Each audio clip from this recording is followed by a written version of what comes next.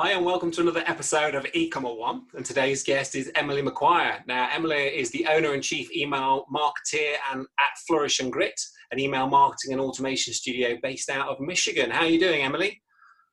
I'm doing as well as I could be in the weirdest year ever. Tell me about it. Yeah, it certainly is. Yeah. It certainly is. Doesn't get much crazier than these times, does it really? Yes, exactly.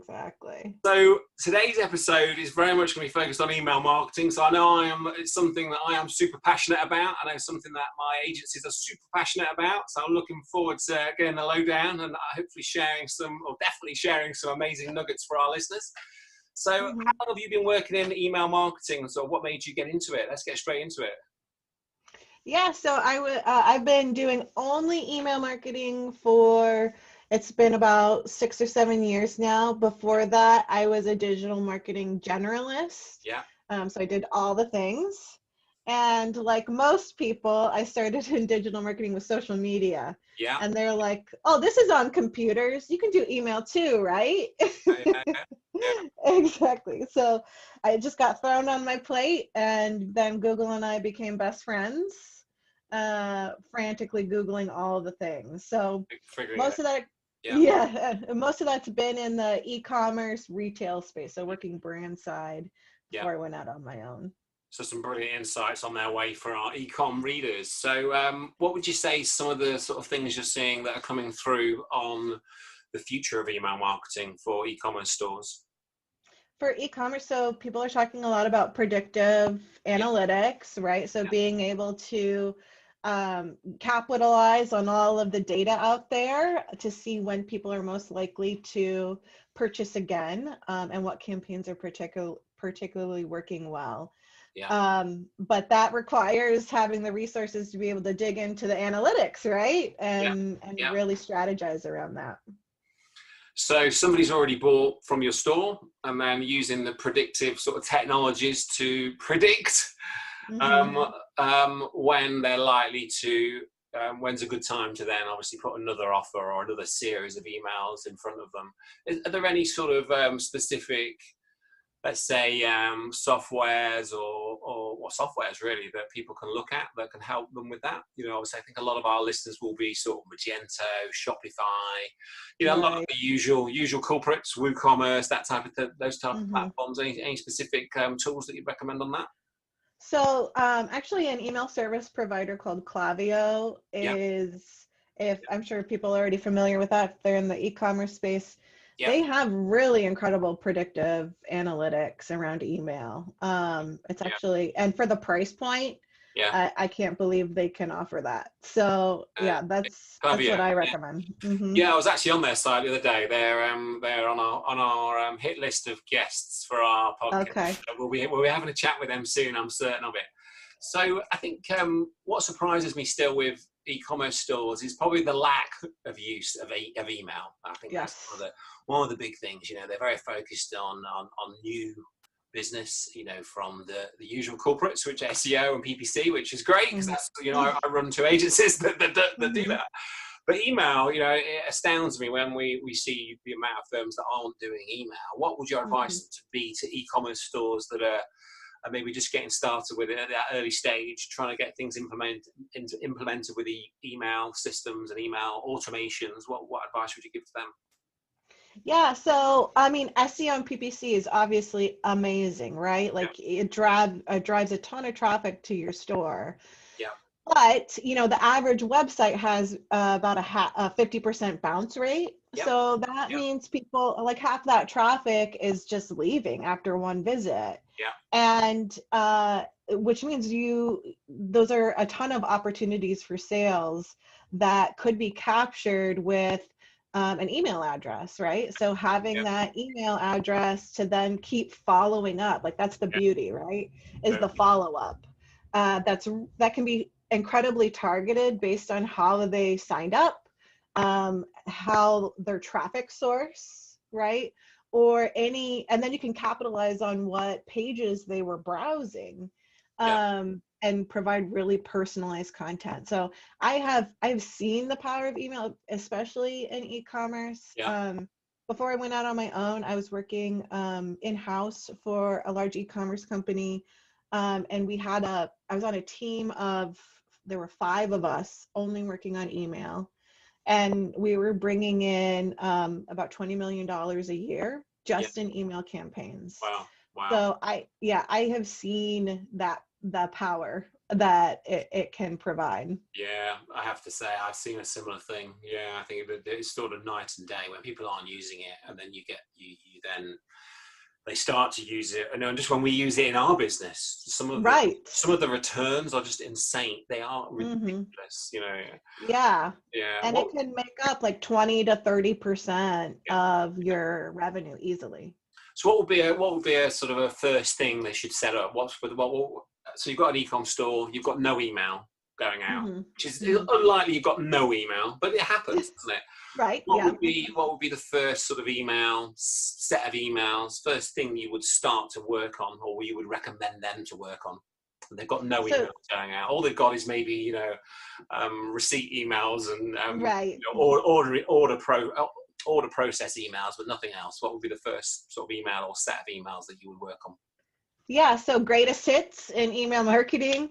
The first one would be, your welcome series. So working really strategizing and working on getting that opt-in offer. So giving a juicy morsel to collect those email addresses. Yeah. And then once they sign up, that's the most engaged they're going to be as a new subscriber. Yeah. And so really capitalizing on that by serving up a welcome series. So that can be anywhere from 1 to 5 emails, depending on your customers. And then the other one, which is like the biggest ROI email automation campaign, is an abandoned cart campaign. At least having one email, but having more than one is absolutely powerful. I think it's 2 things there that, if you're listening to the podcast, there's 2 things there that if you get those in place, I would vouch for that. So anybody that's been to the store that's about to check out, that hasn't checked out, or has got so far, depending on where they are in the process, but still they've not checked out, an abandoned cart sequence or an email as a minimum. Just to remind you, I know just literally a couple of days ago, I started to sign up for something. It was an information product, actually, not an e-com product, but it's a very similar process. And I went through the first step of the process, but I was like, actually, I'll buy this product with my other agency, because I've got 2 agencies here. I thought I needed to have it. So I've actually now got the email experience of an abandoned carter from one of my main emails, and an actual purchaser.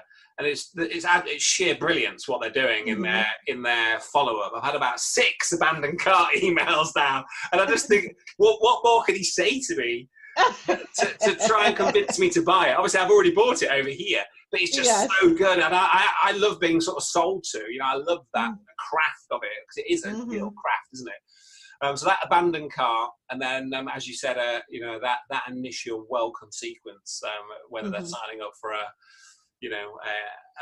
voucher or a newsletter or whatever it may be. So what sort of things could go in that welcome sequence to make it a real wow experience in those first few emails? Yeah, well, certainly having an offer for sign up, delivering that offer, and then reminding people of that offer, right?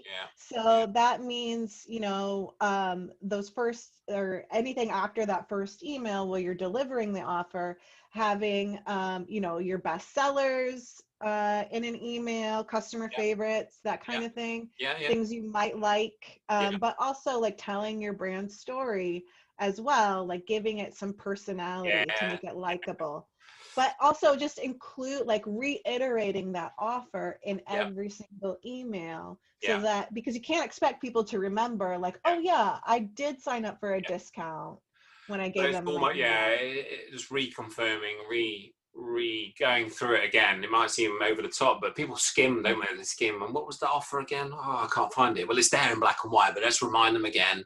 Let's just confirm again. And then I'll look at showing them certain bestsellers, products, discount, reminding of the discount. Yeah, great. So two very quick takeaways, guys, listening in, straight out the gate, which is great.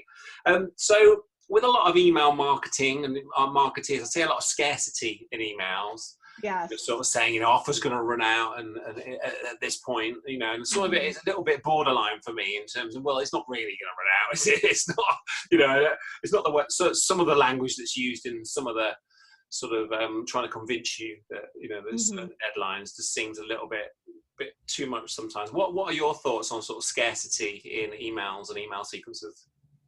I mean, it's powerful, right? It works because we do purchase based on feelings, right? And scarcity invokes fear, and FOMO, right? Fear of missing out. Yeah.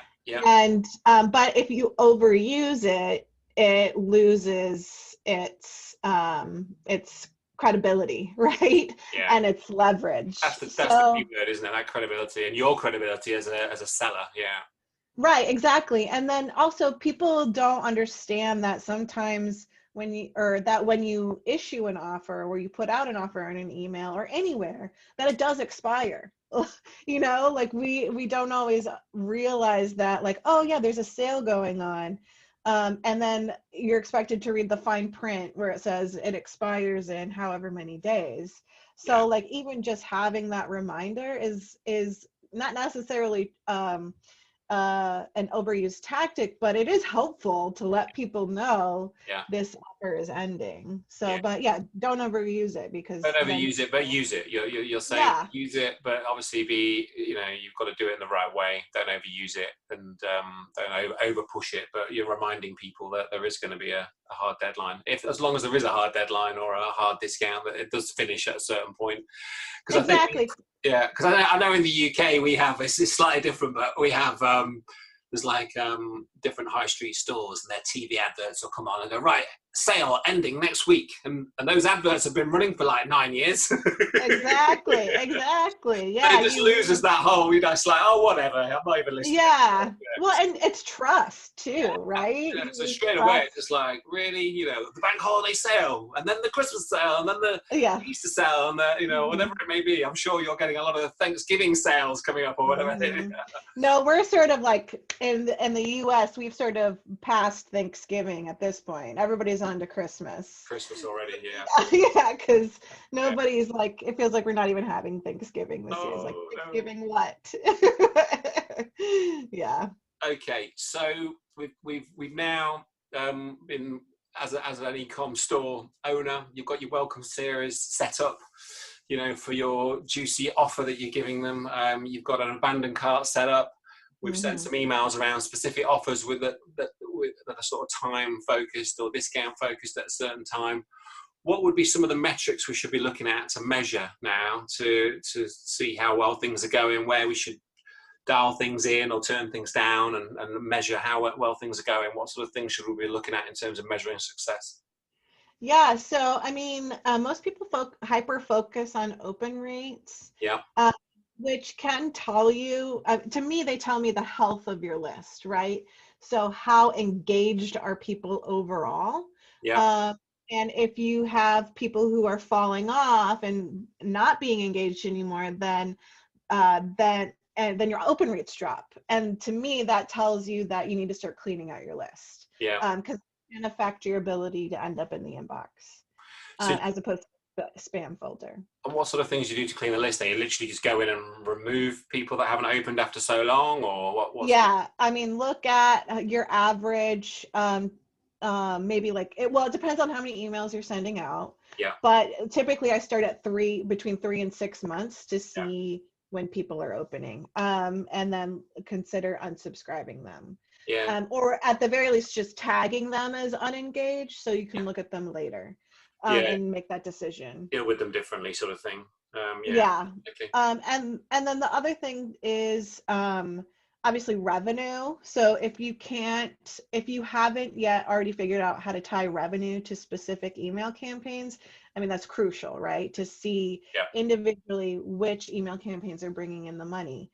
But on top of that, what I typically recommend are also watching your unsubscribe rates, because churning through contacts that creates more work for you eventually, right? Because the more people who unsubscribe, the more new subscribers you have to go collect. And it's more expensive to go acquire new subscribers and new customers than it is to keep your current ones.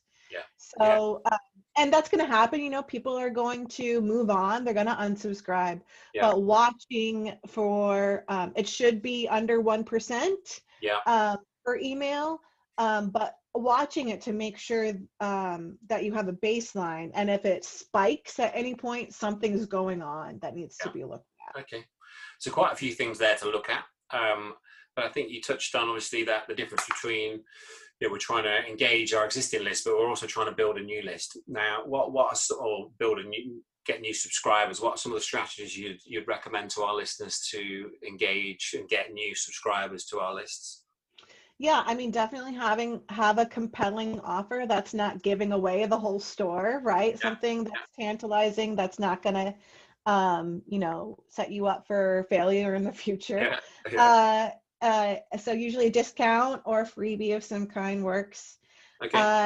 And having two things around that. One is having a pop-up on your site. Pop-ups can increase sign up by 30%. And they don't have to be annoying. People get really icky about pop-ups, but you can do that really strategically so it isn't super intrusive to the user experience. And then also having a landing page dedicated to that sign-up offer and the sign-up form, so you can push that out in the world. So you can start driving traffic directly to that offer. That's something I don't see a lot of e-commerce companies doing. They just expect people to land on the homepage and then figure out that there's an offer to sign up.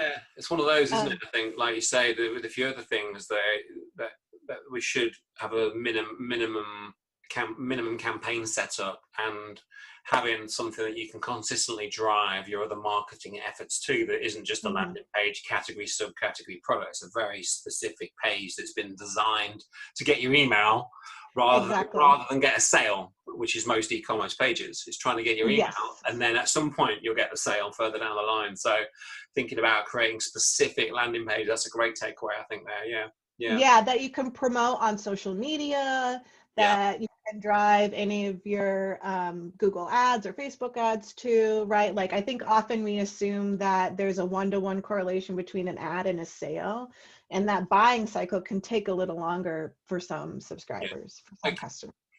So with e-commerce stores, you've got obviously all sorts of intent with people that have already bought, people that have gone through the checkout, people that have maybe filled in the the different forms that you built on your website, and obviously all different types of customer or potential customer there. What would you say about creating different segments within your lists and within your database, or your, if you're using Klaviyo or whatever it may be, what sort of segments should we have segmenting that list? What sort of things would you say about that? So bare minimum, so this is something I don't see a lot of companies doing, is minimum having a segment of your customers, people who have purchased, and having a segment of people who have never purchased. Those are two different audiences, and they'll respond to different offers. Your customers, people who've bought from you before, don't need as much incentive as those who have never purchased, right? And so sending the same discount to all of those subscribers, like, you could have made more profit on one segment. So that's bare minimum. The other ones are your most engaged subscribers, people who are opening the most, sending those people specific offers, right? Or maybe upping the ante a little bit to those folks if they've never purchased before. And then your most valuable customers, the people who have bought the most or spent the most. So those are the minimum I would recommend. And then obviously category, if you have category purchasers or browsers, right? People who are browsing specific categories. It really starts to make you think, doesn't it? I think as I don't have an e-commerce store now, but I'm thinking straight away of clients and what I used to have, many years ago. Mm-hmm. And but yeah, straight away, obviously customers, not customers, engaged with people that are opening the emails, obviously are interested, but they're just not bought yet. Why haven't they bought? Oh, they got them over the line. Oh, they bought this set of this category, obviously related, associated products, upsell, cross-sell products.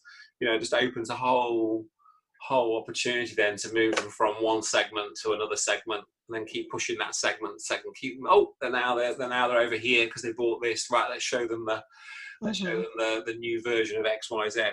Exactly. So obviously we're sending a lot of emails there potentially, which is good. What would you say about trying to improve? So we're sending those emails, those maybe half a dozen different segments or more, obviously a lot more depending on the size of the catalog. What would you say about some tricks and sort of strategies to help get those emails open, to improve the open rates on the emails that we're sending? Yeah, so first of all, the caveat to that is I have not seen a correlation to between higher open rates and more revenue on an email campaign. So open rates are not the end all be all of an email metric, right? So it's great if your goal is to keep your audience engaged so that when you do have a really time sensitive offer, or like the holidays, if you really depend on the holidays to drive most of your revenue, keeping your list engaged is important. But open rates in general, to get people to open, the first thing they look at is the sender name. It's an often overlooked part of the email strategy. But if you don't make it super clear who the email is from, if you have some random person's name from the company, they're not going to know. I mean, unless, that person's a superstar and everybody knows that person, they're not going to know who it is. So making sure your sender name is crystal clear on who the brand is. And then the second part is in your subject lines, making them using the word "you" in a subject line has shown to increase open rates. So it really helps you as a writer of subject lines reframe the way you're thinking about your email in terms of what's the benefit of inside the email, right? What's the outcome? What's the aspiration that you're going to help people achieve by opening the email? I think the sender name is an interesting one, because I think I've seen where you'll sign up for something, you get that sender name, but then the sequence so far in it'll change. Like it might say, "Hey, I'm Johnny from the marketing department," but it's obviously it's automated. So it's like it's like almost like a pattern interrupt, or an interrupt to that. Oh, who's this guy? Who's this lady? Exactly. Exactly. And I've tested things like that, and I've seen higher open rates when you switch it to somebody's personal name. But at the same time, unsubscribes skyrocketed. So like that can have a backlash effect where people feel like they've been tricked or duped into opening the email. And again, it ruins that trust with your brand. Yeah, but like you say, I think open rates is more of a vanity metric. It's obviously the ultimate, or after revenue as an e-com store, as any business. Yes, exactly. So someone's been on your list for a long time. They've not done anything. They've not opened anything. What a I think that's everybody listening that's got email lists. Very much so.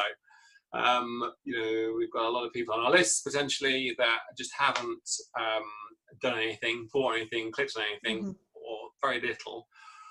I guess two-part question really. So identifying those people that haven't, what's some ways to do that? Or who should we be looking for, and who should we target, and how can we re-engage them? Yeah, so when you really want to start looking at people or cleaning up all the people who have stopped opening, again, it sort of depends on your email cadence in general. But like start to look at people who haven't opened anything in 6 months. 6 months. And and like just start there as the baseline. And you might find that you want to back that up a little bit more into 5 months or 4 months or 3 months. And you can do one of two things. You can temporarily suppress those people from your list, like sort of give them a pause from your email campaigns, give them a breather. And then, maybe after a couple of months, start a reactivation campaign. And so the first emails they're getting from you again are, hey, where have you been? That kind of stuff. Just talk to people, people. I like that. I've not thought of that. So give them an actual break, stop. And then 2 months later, what's happening? Yeah, exactly. Like, hey, it's been a minute. What's up? And then they'll be like, they might be like, I thought you deleted me. Great. Yeah, exactly. And then send a series of, like 3 to 5 emails over the course of a few weeks. And if they open one, great, they're back on the list. And if they don't, then, maybe that's time to unsubscribe. And the other part of that too is like at 6 months, you can just start sending that sequence. But I think after getting a pause from you, they're more likely to notice. I like that, because I think most people suggest and teach to delete so many people after so long, and I have to admit I've done that a lot over the years and done a similar thing, but to obviously just pause, but actively pause. It's not just pause because you're lazy and you forgot to send emails. It's right, exactly. Right. We'll take anybody, find me everybody that's not opened an email in 6 months, put them into this segment, which is basically leave alone for 3 months, and then reintroduce them with our reactivation campaign. That's, hey, what happened? Where have you been? Exactly. Yes, I missed you. That kind of stuff. Yeah. So I know you've worked on a lot of different e-commerce stores, email marketing over the years, and I've been asked to ask you to tell us about a abandoned cart campaign that you worked on that's generated over £1 million annually. Yeah, well, $1 million US. So not quite sorry, that yes, much. of course. I wish that would make it more impressive, right? Yeah, it could be. Yeah, so like I said, abandoned cart is like one of the greatest hits of email automations for e-commerce, and I was tasked with testing an abandoned cart campaign. We had 3 emails, and we tested each one individually. Ran the gamut of subject lines, formatting, the sense of urgency kind of thing. And what we found, interestingly enough, was that the scarcity piece worked really well with abandoned cart. So saying that the items aren't going to last forever, but also having a discount, having an offer on those emails worked really well. Do you put the offer in straight away, or do you use that comes after a little while, or? So I have done, with this particular campaign, we did the offer straight away. And so we had the same offer on the first 2 emails, and then the third one we upped to the ante. But that goes, that can be a bit of a slippery slope, because now consumers are used to that kind of thing, right? So they might hold out to check out until you send that email with the offer. They know, don't they? They're expecting it. They're waiting. Where's the 5%? Where's the 10%? Exactly. Exactly. Yeah. Well, they're off to find a discount code. Googling discount code.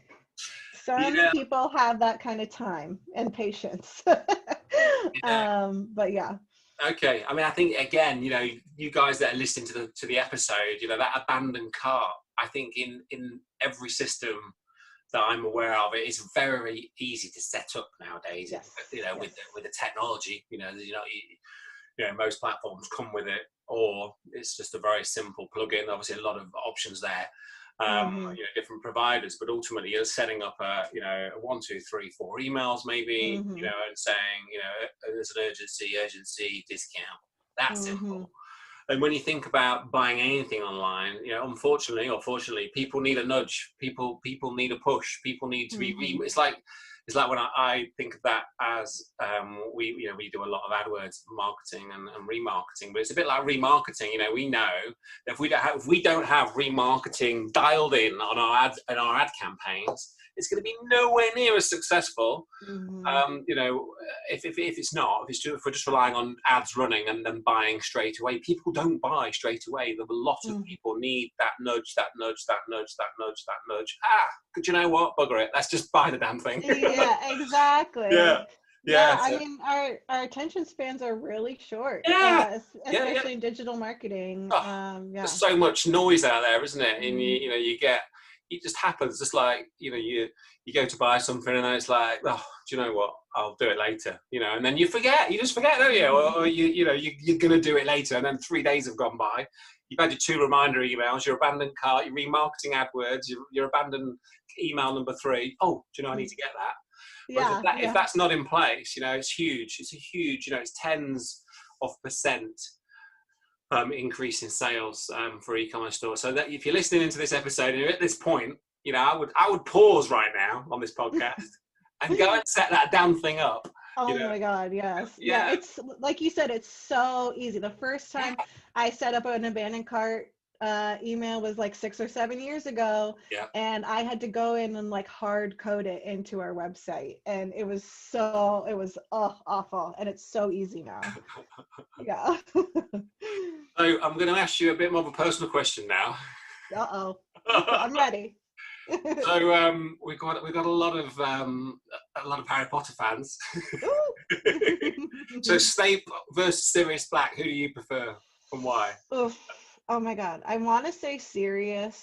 I do. My heart says Sirius, but Snape was the pragmatic one, right? He was the steady, dedicated one, even though he was kind of a jerk. Yeah. And Sirius is just like stuck in the past. He just wants Yeah. to have his fun with Harry. And, that was it the 5th book when he went through whatever? Oh, devastated. I've got my youngest son. He's not too far away right now. He's upstairs. I'll give him a mention. I'll let him have a listen. One day I'll listen to one of my episodes.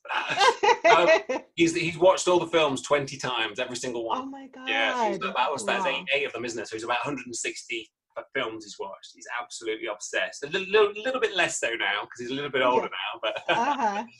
he's Yeah, obsessed. someday. Yeah. Yeah. I've got a 3-year-old, and someday we'll get in there. You'll be like, yay!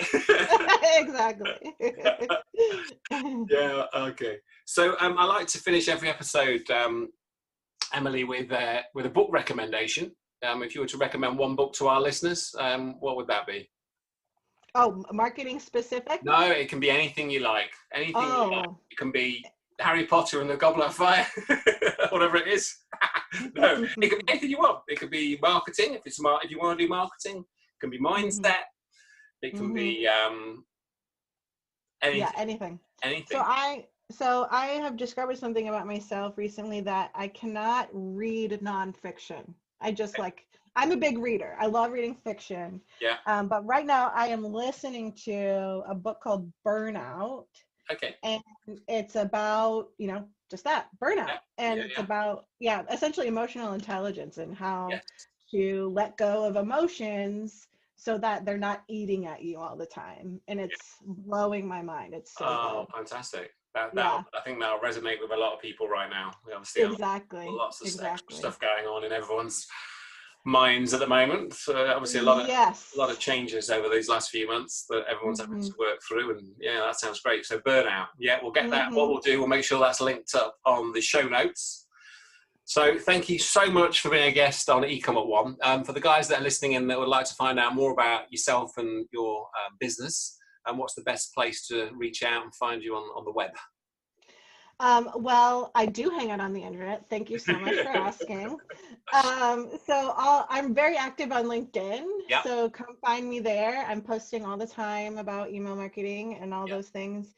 And then I do have a free action guide on my website about how to boost your email open rates. Yeah. And there's like a subject line formula in that and all that stuff. And it's called, it's at flourishgrit.com/open. /open. Yeah. Well, we'll also make sure that's linked up on the show notes as well. Well, thank you so